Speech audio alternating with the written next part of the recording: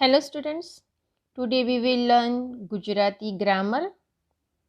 એકમ 4માં આપણને વાક્યના પ્રકારો અને વિશેષણો આપેલા છે. વાક્યના મુખ્યત્વે 4 પ્રકાર અહીં દર્શાવાયા છે: કર્તરી, કર્મણી, ભાવે અને પ્રેરક. કર્તરી એટલે કે જે આપણે ઇંગ્લિશમાં એક્ટિવ વોઇસ કહીએ છીએ એને ગુજરાતીમાં કર્તરી કહેવાય, અને જેને આપણે પેસિવ વોઇસ ઇંગ્લિશમાં કહીએ છીએ તેને ગુજરાતીમાં કર્મણી વાક્ય રચના કહેવાય. તો એક્ટિવ પેસિવ એ જ ગુજરાતીમાં કર્તરી અને કર્મણી છે. તો અહીંયા તમે અ અને બના એક્ઝામ્પલ્સ આપવામાં આવેલા છે. કાંતિ રમા સામે કંઈ ન બોલ્યો, અને બમાં આપેલું છે કે કાંતિથી રમા સામે કંઈ ના બોલાયું. તો અ જે છે એ એક્ટિવ વોઇસ છે એટલે કે કર્તરી વાક્ય રચના છે, અને બ છે કાંતિથી રમા સામે કંઈ ન બોલાયું એ કર્મણી વાક્ય રચના છે. તો આમાં આપણે જોઈ શકીએ છીએ કે કર્તાને મહત્વ આપેલું છે એટલે એને કર્તરી વાક્ય રચના કહેવાય, અને બમાં કર્મને મહત્વ આપેલું છે એટલે એને કર્મણી વાક્ય રચના કહેવાય. કર્તા એટલે કે જે કામ કરે છે તે. તો કાંતિ જે છે કર્તા છે, અને કાંતિએ શું કામ કર્યું તો એને કર્મણી વાક્ય રચના કહેવાય. જેમાં કર્મ આપેલું હોય એને કર્મણી વાક્ય રચના કહેવાય. તો અહીંયા તમે ધ્યાનથી જોશો તો તમને સમજાશે કે અમાં કાંતિનું કર્તવ્ય છે અને બમાં કાંતિનું કર્તવ્ય નથી. એટલા માટે પહેલી જે વાક્ય રચના છે અ જે છે એ કર્તરી કહેવાય, અને બ છે એને કર્મણી વાક્ય રચના કહેવાય. થોડા એક્ઝામ્પલ્સ પણ તમને અહીંયા આપેલા છે કે કર્તરી વાક્ય રચના કોને કહેવાય. તો કર્તરી જો તમારે શોધવું હોય કે આ કર્તરી છે કે કર્મણી છે, તો કર્તરી વાક્ય રચનાને સમજવાના 4 અહીંયા મેઇન પોઈન્ટ આપેલા છે. પહેલું છે કે ચેતન પદાર્થ હોય, બીજું છે ક્રિયા પર જેનું નિયંત્રણ હોય, ત્રીજું છે જેની ઈચ્છા કે હેતુથી ક્રિયા અસ્તિત્વમાં આવે, અને ચોથું છે ક્રિયા માટે જેની જવાબદારી હોય. તો સપોઝ અહીંયા એક એક્ઝામ્પલ આપ્યું છે કે સુનિલ નિબંધ લખે છે. તો સુનિલ એ ચેતનત્વ પણ ધરાવે છે, લખવાની ક્રિયા પર એનું નિયંત્રણ પણ છે, કઈ કારણસર એ નિબંધ લખી રહ્યો છે એનો હેતુ પણ દર્શાવવામાં આવ્યો છે, અને તેને ક્યાં અને કેવો નિબંધ લખ્યો છે એ પણ અહીંયા આપવામાં આવેલું છે. અને સુનિલ એ કર્તા છે, તો સુનિલ નિબંધ લખે છે તો એ કર્તરી વાક્ય રચના થઈ. બીજું છે સૂરજ ઉગે છે. તો સૂરજ જે છે એમાં કોઈ ચેતનત્વ નથી, સૂરજ કોઈ કર્તા પણ નથી, સૂરજ વહેલા કે મોડા ઉગવા પર એનું નિયંત્રણ પણ નથી. ઘણી વખત ચોમાસું હોય તો સૂરજ કદાચ મોડો પણ ઉગે, શિયાળો હોય તો સૂરજ કદાચ વહેલો પણ ઉગી જાય, અને ઉનાળો હોય તો કદાચ એને વહેલું મોડું પણ થાય. તો કોઈ પણ સિઝન હોય તો એના અનુસંધાનમાં સૂરજ વહેલો કે મોડો ઉગી શકે છે, એના પર એનું નિયંત્રણ હોતું નથી, અને ઉગવા માટે સૂરજને કોઈ એનો હેતુ કે એની ઈચ્છા પણ હોતી નથી. તો સૂરજ ઉગે તો એ કુદરતી બાબત છે, એમાં વહેલા કે મોડા ઉઠવાનું આપણે નક્કી કરી શકતા નથી, એટલે સૂરજનું કોઈ ઈચ્છા કે હેતુ એવું કંઈ હોતું નથી, અને સૂરજનું એના પર કોઈ નિયંત્રણ પણ હોતું નથી, અને બીજું સૂરજ કરતા પણ નથી. એટલે સૂરજ ઉગવો એ કુદરતી પ્રક્રિયા છે, આ પ્રક્રિયામાં કોઈ કરતા હોતો નથી. ઓકે, તો જેમાં ચેતનત્વ ના હોય, જેના પર ક્રિયાનું કોઈ નિયંત્રણ ના હોય, જેમાં કોઈ ઈચ્છા કે હેતુ ના હોય એવું કોઈ વાક્ય હોય તો એને કર્તરી વાક્ય રચના ન કહેવાય. કર્તરી વાક્ય રચનામાં 4 વસ્તુ તમે જોઈ શકો છો કે એમાં ચેતન પદાર્થ હોય, એના પર ક્રિયા પર એનું નિયંત્રણ હોય, એની ઈચ્છા કે હેતુથી ક્રિયા અસ્તિત્વમાં આવે છે, અને ક્રિયા માટે તેની જવાબદારી પણ હોય છે. તો આ 4 પોઈન્ટ તમને જે વાક્યમાં જોવા મળે એને કર્તરી વાક્ય રચના કહેવાય. બીજા 3 અહીંયા એક્ઝામ્પલ આપવામાં આવેલા છે. વાવાઝોડાને કારણે 4 ઝાડ મૂળમાંથી ઉખડી પડ્યા, પવનની ડાળીઓ હલે છે, કાલે અહીં ખૂબ મોગરા ખીલશે. તો અહીંયા આપણે જોઈ શકીએ છીએ કે ઉખડી પડવા પર, ઝાડનું હલવા પર, ડાળીનું ખીલવા પર કે મોગરાનું કોઈ નિયંત્રણ નથી. અને એમ કરવા માટે ઝાડ, ડાળીઓ અને મોગરાનું પણ કોઈ પ્રયોજન નથી. એટલે કે ઉખડી પડવું, હલવું, ખીલવું એ બધી પ્રક્રિયાઓ કહેવાય. ઝાડ, ડાળીઓ, મોગરા તેના કર્મ જ છે, ઉદ્દેશ છે, પણ કરતા નથી. તો અહીંયા તમે કરતા નથી જોઈ શકતા. અને આ બધી પ્રક્રિયાઓ કહેવાય. ઉખડી પડવું, હલવું, ખીલવું એ બધી પ્રક્રિયાઓ કહેવાય. અહીંયા તમને થોડા એક્ઝામ્પલ્સ બીજા આપવામાં આવેલા છે. તમે એનાથી જોઈ શકો છો કે કર્તરી વાક્ય રચના કોને કહેવાય અને કર્મણી વાક્ય રચના કહેવાય. તો મેં તમને જેમ કહ્યું તેમ કે જેનામાં આપણે કર્તાનું મહત્ત્વ હોય જે વાક્યમાં એને કર્તરી વાક્ય રચના કહેવાય, અને જેમાં કર્મનું મહત્ત્વ હોય એને કર્મણી વાક્ય રચના કહેવાય. અહીંયા એક્ઝામ્પલ્સ છે, મોહન કાકા ચાલે છે. તો અહીંયા મોહન કાકાનું જ મહત્ત્વ છે, ચાલવાનું મહત્ત્વ નથી. મોહન કાકા શું કરે છે? તો ચાલે છે. તો આ કર્તરી વાક્ય રચના થઈ. પણ બમાં આપેલું છે મોહન કાકાથી હવે ચલાય છે. તો મોહન કાકા કયું કામ કરી રહ્યા છે? તો ચાલવાનું કામ કરી રહ્યા છે. એમાં કામનું મહત્ત્વ આપેલું છે, તો એને કર્મણી વાક્ય રચના કહેવાય. જેમાં કર્મનું મહત્ત્વ હોય કર્મણી, જેમાં કર્તાનું મહત્ત્વ છે તે કર્તરી. અને તમે જોઈ શકો છો કે ચારે ચાર વાક્ય રચનામાં જ્યારે કર્મણીમાં એને આપણે કન્વર્ટ કરીએ છીએ ત્યારે એમાં થી આપણે યુઝ કરીએ છીએ. દીદીએ સાડી ફાડી, તો કર્મણીમાં કન્વર્ટ કરીએ તો દીદીથી સાડી ફાટી. મુન્નો ખીચડી ખાય છે, મુન્નાથી ખીચડી ખવાય છે. અજયે ચા ઢોળી, અજયથી ચા ઢોળાય. તો તમે જોઈ શકો છો કે કર્તરી વાક્ય રચનામાં આપણે કોઈ પણ વિભક્તિના પ્રત્યયનો ઉપયોગ કરતા નથી, પણ કર્મણીના વાક્ય રચનામાં આપણે થી એ પ્રત્યયનો યુઝ કર્યો છે, એનો ઉપયોગ કર્યો છે અને કર્મણી વાક્ય રચના બનાવી છે. તો ઘણા બધા એવા એક્ઝામ્પલ્સ તમને આપેલા છે. અને અહીંયા થોડાક સકર્મક અને અકર્મક એ ધાતુઓ પણ આપેલી છે. તો સકર્મક અને અકર્મક એટલે કે શું? તો જેમાં તમે અહીંયા જોઈ શકો છો કે ખોદવું, શોધવું, પૂછવું, ખાવું, પીવું, નાખવું, પકડવું, તોડવું, બાંધવું, લેવું એ સકર્મક ધાતુઓ છે. તો કોઈ તમને પૂછે કે મોહને શું ખોદ્યું? તો મોહને ખાડો ખોદ્યો. તો એમાં કંઈક ને કંઈક તમને એવું કંઈક દેખાય છે, એવો ઓબ્જેક્ટ તમને મળે છે.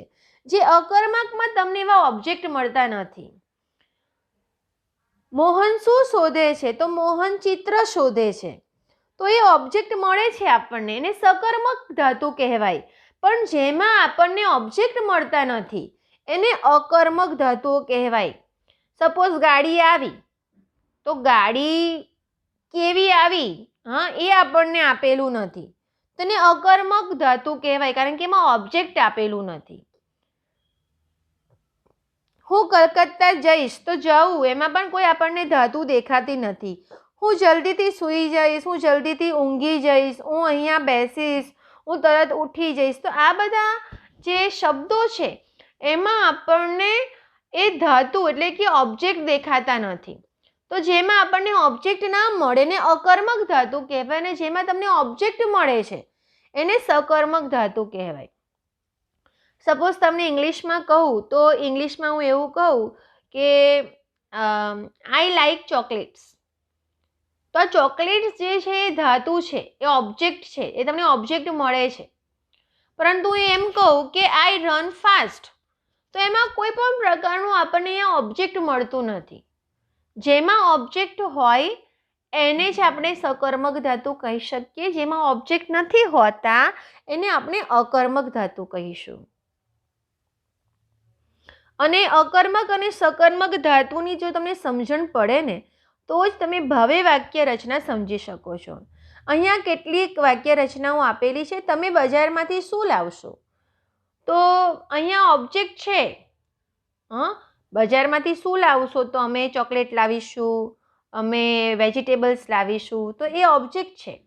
મનન હોસ્ટેલમાં રહે છે, તો આમાં કોઈ ઓબ્જેક્ટ નથી, તો એને અકર્મક ધાતુ કહેવાય. સાહેબ ઊભા થયા, તો સાહેબ તો ઊભા થયા પણ એનો ઓબ્જેક્ટ નથી કોઈ, તો એને અકર્મક ધાતુ કહેવાય. કબૂતર આખો દિવસ ચણ્યા કરે છે, તો કબૂતરની ચણવાની જે પ્રક્રિયા છે એમાં આપણને ઓબ્જેક્ટ મળે છે કે દાણા ચણે છે, તો એને સકર્મક ધાતુ કહેવાય. તો ફર્સ્ટ નંબરનું વાક્ય છે સકર્મક કહેવાય, સેકન્ડ છે અકર્મક, થર્ડ પણ અકર્મક અને ચોથું જે છે એ સકર્મક. અને સકર્મક અને અકર્મક ધાતુ વચ્ચેનો જો તમને તફાવત આવડે તો જ તમને ભાવે વાક્ય રચના અને કર્તરી કર્મણીની વાક્ય રચના આવડી શકે છે. તો બીજા થોડાક એક્ઝામ્પલ્સ અહીંયા આપ્યા છે. બા માથું ઓળે છે કર્તરી વાક્ય રચના છે, અને કર્મણીમાં મેં તમને જેમ કહ્યું તેમ તમે થી પ્રત્યય લગાવશો તો કર્મણી વાક્ય રચના બની જશે. બાથી માથું ઓળાય છે, રોહને આબેહૂબ એવું જ ચિત્ર દોર્યું, રોહનથી આબેહૂબ એવું જ ચિત્ર દોરાયું. મુન્નો દવા પીશે, મુન્નાથી દવા પીવાશે. તો તમે અહીંયા જોઈ શકો છો કે જ્યારે આપણે થી પ્રત્યય લગાવીએ છીએ ત્યારે કર્મની વાક્ય રચના બની જાય છે. આ બહુ જ સહેલી રીત છે કર્તરી અને કર્મની વાક્ય રચના સમજવાની. બીજા થોડા વાક્યો આપેલા છે. આચાર્યએ વિદ્યાર્થીઓને પ્રવાસ અંગે જણાવ્યું. આચાર્ય દ્વારા વિદ્યાર્થીઓને પ્રવાસ અંગે જણાવવામાં આવ્યું. તો જ્યારે પણ તમે થી અથવા દ્વારા એ બે પ્રત્યયોનો ઉપયોગ કરશો તો એ કર્મની વાક્ય રચના બની જશે. 60% વધુ પરિણામ લાવનાર વિદ્યાર્થીને સરકાર શિષ્યવૃત્તિ આપશે. 60% વધુ પરિણામ લાવનાર વિદ્યાર્થીને સરકાર દ્વારા શિષ્યવૃત્તિ આપવામાં આવશે. તો આ જે બીજા થોડા એક્ઝામ્પલ્સ છે એમાં આપણને દ્વારા એ પ્રત્યય મૂકવામાં આવ્યો છે અને એના દ્વારા કર્મણીની વાક્ય રચના સમજાવવામાં આવી છે. બીજા એક્ઝામ્પલ્સ છે. બાપુએ સુંદરને છોડ્યો, બાપુથી સુંદરને છોડાયો. છબીલે ધીરજ કાકાને 2 રૂપિયા આપવાની હા પાડી, છબીલથી ધીરજ કાકાને 2 રૂપિયા આપવાની હા પડાઈ. સકીનાના મૃત્યુનો ભેદ રમઝુ પણ ઉકેલી શક્યો ન હતો, સકીનાના મૃત્યુનો ભેદ રમઝુથી પણ ઉકેલી શકાયો ન હતો. તો તમે જોઈ શકો છો કે અહીંયા શક્યો ન હતો એવું આપ્યું છે કર્તરીમાં, અને કર્મણીમાં જ્યારે આપણે કન્વર્ટ કરીએ છીએ ત્યારે શકાયો ન હતો એવું આપણી વાક્ય રચના થઈ જાય છે. મીર તો હજી સગડ મિલતો નથી, મીરથી તો હજી સગડ મિલાતો નથી. જેને હાથ વચ્ચે નામ ઘૂંટ્યું હોય તે અહીં બેસે, જેનાથી હાથ વચ્ચે નામ ઘૂંટાયું હોય તેનાથી અહીં બેસાય. તો જોઈ શકીએ છીએ કે કર્તરીમાં આપણને કર્તાનું મહત્ત્વ છે, કર્મણી આપણને કર્મનું મહત્ત્વ સમજાવે છે. અને જ્યારે પણ આપણે થી પ્રત્યયથી વાક્ય બનાવીશું તો એ કર્મની વાક્ય રચનામાં કન્વર્ટ થઈ શકે છે. તો ખૂબ જ સહેલી રીત છે, ઇઝી વે છે. તમને કર્તરી અને કર્મણીની વાક્ય રચના આઈ હોપ કે તમને સમજાઈ ગઈ હશે. ઘણા બધા એક્ઝામ્પલ્સ અહીંયા આપેલા છે. બધા જ કર્તરી અને કર્મણીના વાક્ય રચનાઓ તમારી નોટબુકમાં તમે લખી દેશો. હવે અહીંયા કર્મણીમાંથી કર્તરીમાં કેમ કન્વર્ટ કર્યું એ પણ આપેલું છે. અને એની સરનાઈનો સૂર બદલાયો, અને એને સરનાઈનો સૂર બદલ્યો. કર્તરીમાં કોને બદલ્યો? તો એને એટલે કે કર્તાએ બદલ્યો છે, એટલે કર્તાનું મહત્વ છે. અહીંયા ઊંધું આપેલું છે, કર્મણીનું આપણે કર્તરીમાં કરીએ છીએ. કન્યા પક્ષ તરફથી કારુણ્યની પરિકાષ્ઠા સમૂહ વિદાય ગીત ઉપડ્યું હતું. કન્યા પક્ષે કારુણ્યની પરાકાષ્ઠા સમૂહ વિદાય ગીત ઉપાડ્યું હતું. તો આમાં આપણે જોઈ શકીએ છીએ એ પ્રત્યય લગાવો તમે તો એ કર્તરી વાક્ય રચના બને છે, અને થી પ્રત્યય લગાવશો તો એ કર્મણીની વાક્ય રચના બને છે. ધીરજ કાકાથી પાટલીનો છેડો ઘૂંટણ ઉપર લેવાઈ ગયો. ધીરજ કાકાએ પાટલીનો છેડો ઘૂંટણ ઉપર લીધો. તો આમાં એનો પ્રત્યય આપણને જોવા મળે છે, કર્મણીમાં થીનો પ્રત્યય જોવા મળે છે. અમારાથી ના કહેવાય, અમે ના કહીએ. અગાડી બોલવાને બદલે ભદ્રમ ભદ્રથી એકાએક ડોકું બહાર ખેંચાઈ લેવાયું. અગાડીના બોલવાને બદલે ભદ્રમ ભદ્રે એકાએક ડોકું બહાર ખેંચી લીધું. તો પાંચમી વાક્ય રચનામાં તમે જોઈ શકો છો કે ભદ્રમ ભદ્ર થી આપ્યું છે, થી આપ્યું તો એ કર્મણી, અને ભદ્રમ ભદ્રે આપ્યું એની વાક્ય રચના એનો પ્રત્યય લગાવ્યો તો એ કર્તરી વાક્ય રચના બની. તો બહુ જ સહેલી રીત છે, તમે સરસ રીતે સમજી શકો છો. અને મેં તમને જેમ કહ્યું તેમ કે જેમાં ઓબ્જેક્ટ છે એને આપણે કર્તરી કે કર્મણીમાં કન્વર્ટ કરી શકીએ છીએ, પણ જેમાં ઓબ્જેક્ટ નથી એને આપણે ભાવે વાક્ય રચના કહીશું. તો આ ભાવે વાક્ય રચનાના થોડા એક્ઝામ્પલ્સ પણ તમને આપેલા છે, તમે તમારી નોટબુકમાં લખી દેજો.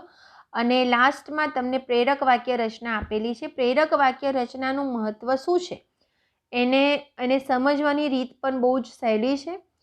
તો જેમાં આપણે કોઈ પ્રેરણા આપનાર વ્યક્તિની વાત કરીએ, જેમાં કોઈ પ્રેરક બની રહે, ઇન્સ્પિરેશનલ જે બની રહે છે એને પ્રેરક વાક્ય રચના કહેવાય. અહીંયા થોડા એક્ઝામ્પલ છે. માળીએ શીમળાનું વૃક્ષ કાપ્યું.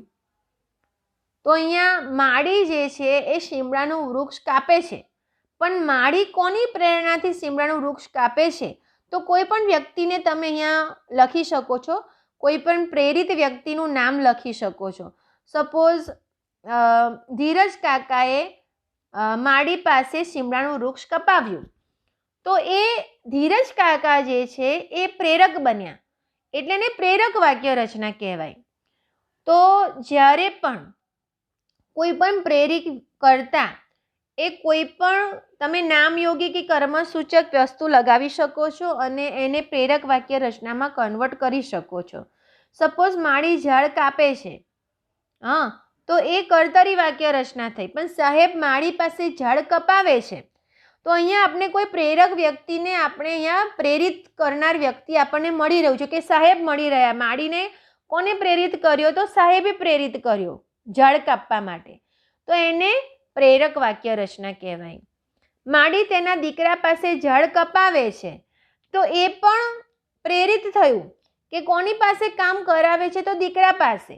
તો એ જ્યારે કોઈ પ્રેરિત વ્યક્તિ આપણને મળે છે વાક્યમાં, તો એને પ્રેરક વાક્ય રચના કહેવાય. હવે આ પ્રેરિત કરતા છે, તમે કોઈ પણ વ્યક્તિને લખી શકો છો. ધીરજ કાકા લખી શકો, મોહન કાકા લખી શકો, કોઈ પણ વસ્તુ તમે ત્યાં આગળ કોઈ પણ કર્તાનું તમે ઉમરણ કરી શકો છો. કેટલાક એક્ઝામ્પલ આપ્યા છે અહીંયા. બાપુ વાવટો ઉતારી લે છે. તો હવે બાપુ કોઈ વ્યક્તિને પ્રેરિત કરશે. ધારો કે રામા, અહીંયા પ્રેરક વાક્ય રચના આપેલી જ છે. તો બાપુ રામા પાસે વાવટો ઉતારી લેવડાવે છે. જેઠીબાઈએ છાપેલી ઓઢણી સુંદર કિનખાબની થેલીમાં મૂકી. તો જેઠીબાઈએ પોમા પાસે છાપેલી ઓઢણી સુંદર કિનખાબની થેલીમાં મુકાવી. તો કોની પાસે મુકાવી? તો પોમા પાસે મુકાવી. એટલા માટે પ્રેરિત વ્યક્તિ થઈ. તો પોમા એ આપણે જાતે લખવાનું છે. તમે કોઈ પણ વસ્તુ અહીંયા કોઈ પણ કરતા લખી શકો છો. બા તું એ ગીત ગાને, બા તું અમને ગીત ગવડાવને. બલાઈએ તેની કાકીને પત્ર લખ્યો. બલાઈએ મિત્ર પાસે તેની કાકીને પત્ર લખાવ્યો. તો અહીંયા મિત્ર છે, પ્રેરિત વ્યક્તિ છે. જોજો છોકરાઓ કોઈ નઠારું શીખે. જોજો ધીરજભાઈ છોકરાઓને કાંઈ નઠારું શીખવતા. સકીના પકવાન જમતી. રમજુ સકીનાને પકવાન જમાડતો. તો સકીના પકવાન જમતી એક કર્તરી વાક્ય રચના છે, પણ જ્યારે એમાં કોઈ પ્રેરિત વ્યક્તિ તમે મૂકી દો, તો રમજુ સકીનાને પકવાન જમાડતો હતો એટલે રમજુ સકીનાને પકવાન જમાડતો. તો એ પ્રેરિત વાક્ય રચના થઈ ગઈ, પ્રેરક વાક્ય રચના એને કહેવાય છે. તો આમ ગુજરાતી વ્યાકરણમાં 4 પ્રકારના વાક્ય છે. વાક્ય રચનાઓ 4 પ્રકારની છે: કર્તરી, કર્મણી, ભાવે અને પ્રયોગ. જેમાં કર્તાનું મહત્વ છે કર્તરી વાક્ય રચના, જેમાં કર્મનું મહત્વ છે તેમને કર્મણી વાક્ય રચના કહેવાય. જેમાં કોઈ ઓબ્જેક્ટ મળતો નથી એને ભાવે વાક્ય રચના કહેવાય. અને જે વાક્ય રચનામાં આપણને કોઈ પ્રેરિત વ્યક્તિ મળે, પ્રેરિત કરતા મળે છે, એને પ્રેરક વાક્ય રચના કહેવાય. તો આ 4 પ્રકારના વાક્યો તમારે સમજવાના છે, તમારે નોટબુકમાં એક્ઝામ્પલ સાથે લખી દેવાના છે. Thank you and have a nice day.